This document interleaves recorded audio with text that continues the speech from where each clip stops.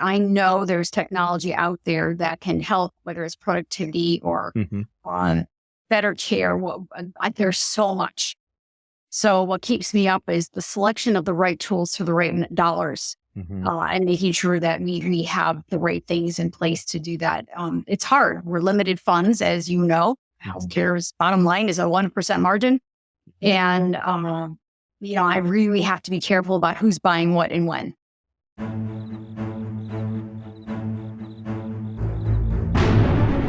Welcome to the Risk Never Sleeps podcast, in which we learn about the people who are delivering patient care and protecting patient safety.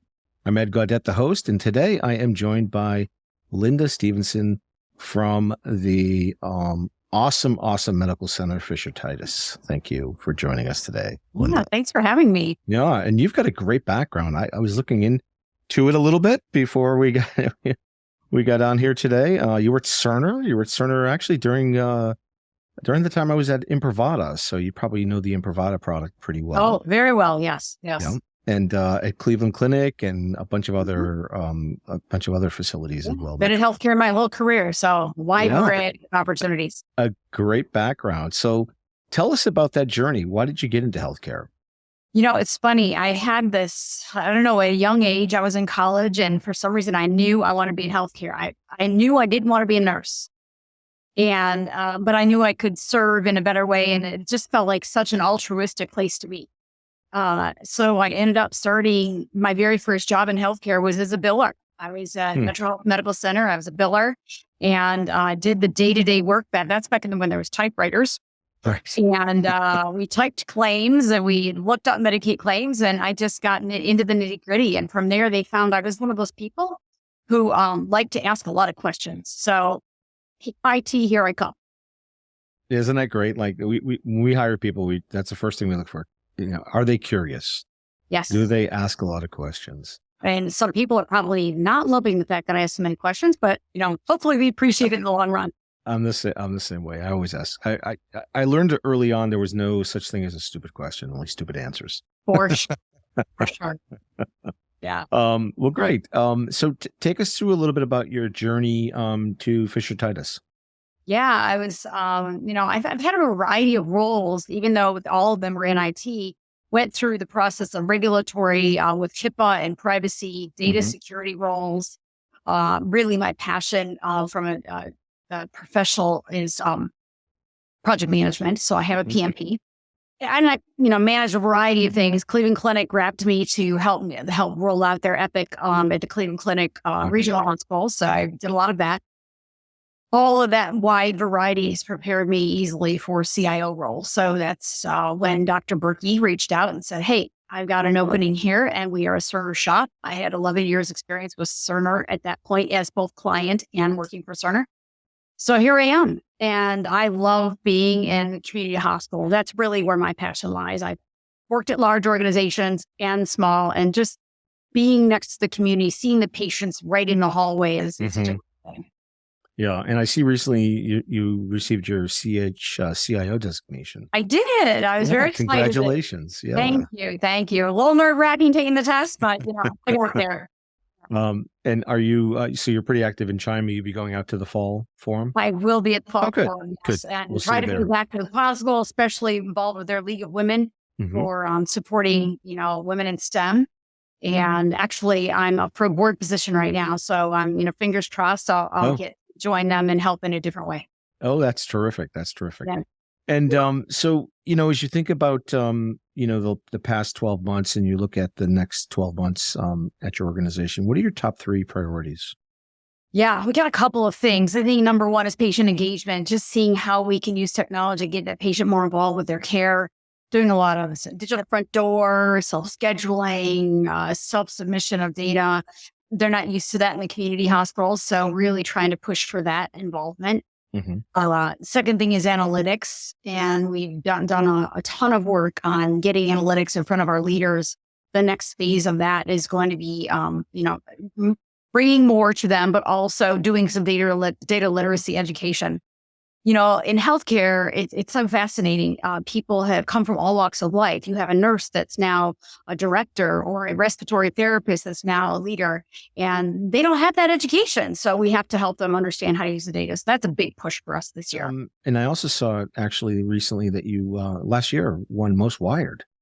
We did. Congratulations. I'm very proud of that. And it's funny because Fisher-Titus, you may not be aware, was one of the original Most Wireds back in like 14, 15, 16, 17. They were the first Cerner smart room hospital in the country. Mm-hmm. And unfortunately, over time, some of that infrastructure gets old and had to be we had to start from the ground up when I got here. So we rebuilt all of that, refreshed, automated, and here we are waiting for our second year of Most Wired again. That's great. And what were some of the changes you made on the infrastructure side?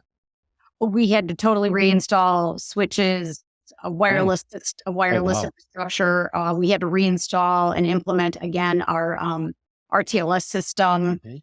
And then the patient education systems in the rooms, all those had really gone. And by the wayside, all that's left was I could watch view channels, right? Yeah.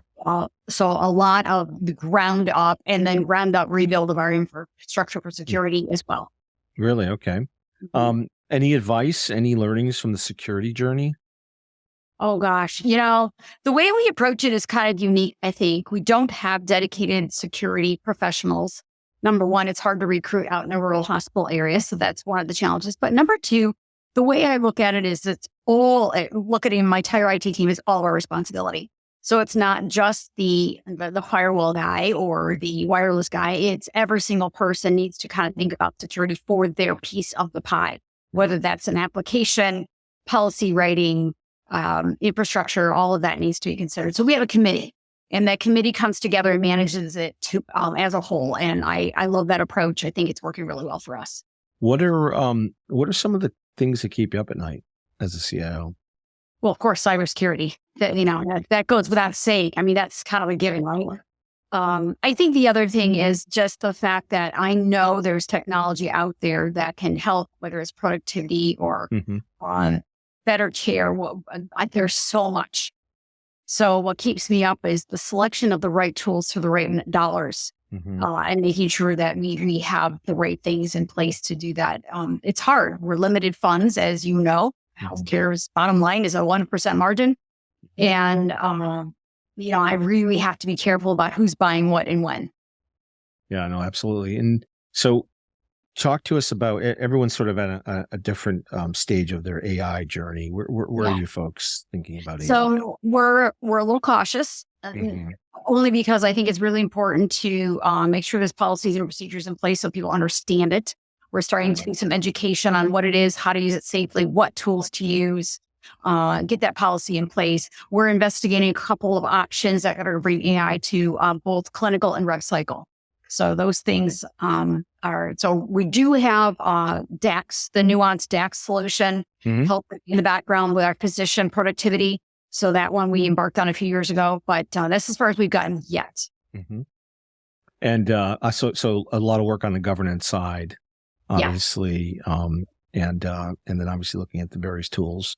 What are your thoughts on internally developed applications, and are you doing any work there? I know you're small.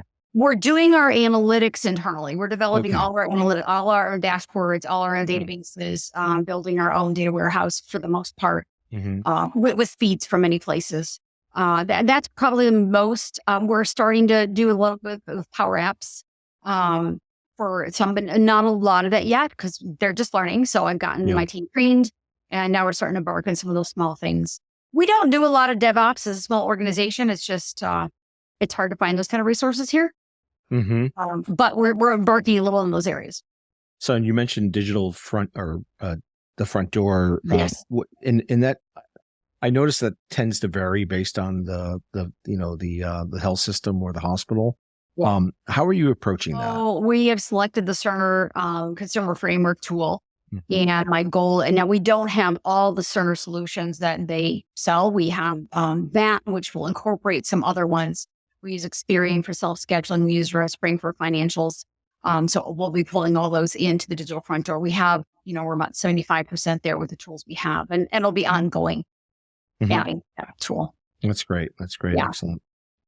So if you were not doing this, I think I know the answer to this question, but if you were not doing your current job, what would you be doing? What are you most passionate about? Well, as you probably know, I have a real passion for yoga. I'm if you want to call it a master yoga teacher and very experienced yoga teacher. I actually teach other yoga teachers. Oh, And wow. how to be teachers. Yeah, I've been doing Like the it for a very sensei long of time. yoga. And I like to think it makes me better at my day job, right? Mm. Because I have that ability to detach and move on to the yoga mindset in the evening. I come back refreshed and call to my crazy day job. Mm-hmm. And I'm also a wellness coach. So I really have a passion for making sure that people are healthy and in all ways, body, mind, and spirit. Mm-hmm. And how does that work into the culture with either your team or even They love it, actually, because I do a class here once a month for anyone who wants to come to the organization. Great. I lead our monthly wellness Wednesdays we have. So I'll do a topic on sleep or a topic on breathing or a topic on meditation, whatever it might be. And they really embrace it. So, and I get calls from all the departments. Hey, can you come teach us the class? So it's fun. There was this book I read years ago. I think it's called The 5 Rights to the Fountain of Youth. Does that sound familiar? No, I don't know that one. And you should check it out. And I will. Literally, there were 5 yoga positions or actions or whatever you want to call them. And one of them, the first one was just to stand and spin, believe it or not. And you work your way up to 21 repetitions. But I remember, like within seconds, just my whole body was just sweating. Yeah. Yoga is a very interesting application of obviously mind, like you said, mind, body, spirit. Yep. And it really gets the your obviously your glands working in interesting ways that I just haven't experienced with other forms of working out or I think that's the difference is it's not just a workout. It's much more about mind, body, and spirit when you get into that classroom or do it online or whatever you do.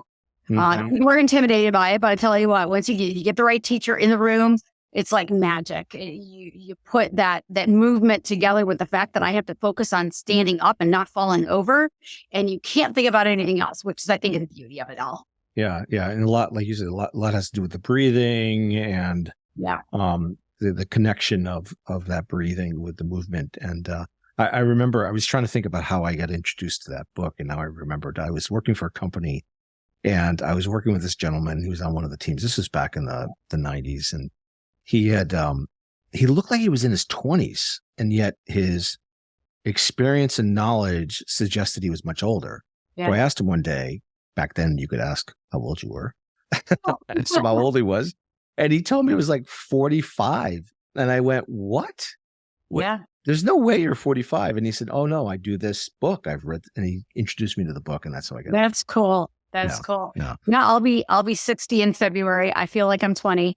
And oh my God. Which day? My wife's birthday is in February 11th. February 10th. Oh, so you're the day before. Yeah. That's terrific. Yeah, so it keeps me young, and my son's a yoga teacher also, so that keeps us together and have a lot in common there too. That's terrific. Well, maybe we'll have a chance to do yoga at some point. I'd love it. That would be fun. So, if you could go back in time, and I love this question, and talk to your 20-year-old self, what would you tell her?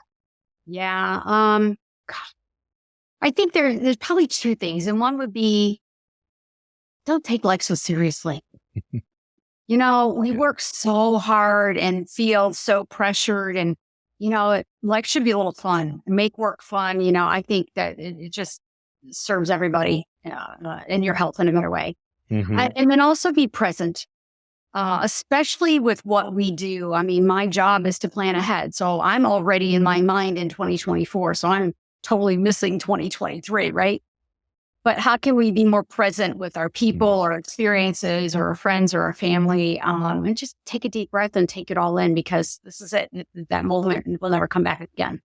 Yeah, it's so important to do that. I was just talking to someone yesterday about that, being present and in the moment, but really not just saying those words, but actually going through the action of being present, which is really difficult to do, quite frankly. It is. Did you ever take a vacation? You're behind the camera the whole time and you never really stop to just smell and look and be. I'm doing that next week. I'll be working on vacation.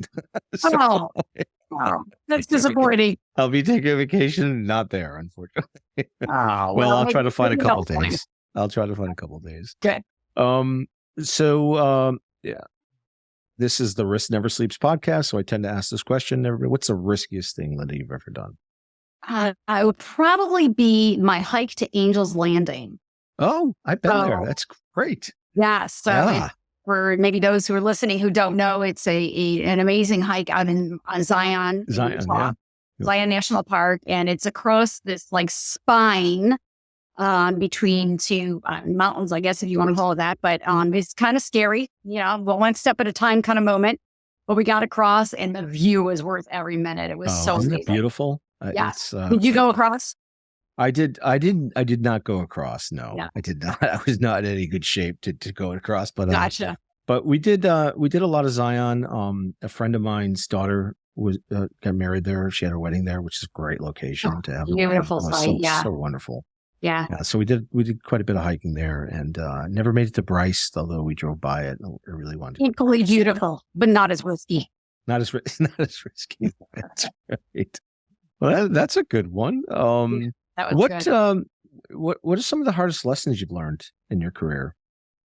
I think as a technology leader, I don't know if you call it a lesson, but it's very interesting to me that I don't have a technology background. My college degree wasn't in technology. It was in management, which I felt very much like a fish out of water when I was early in my career.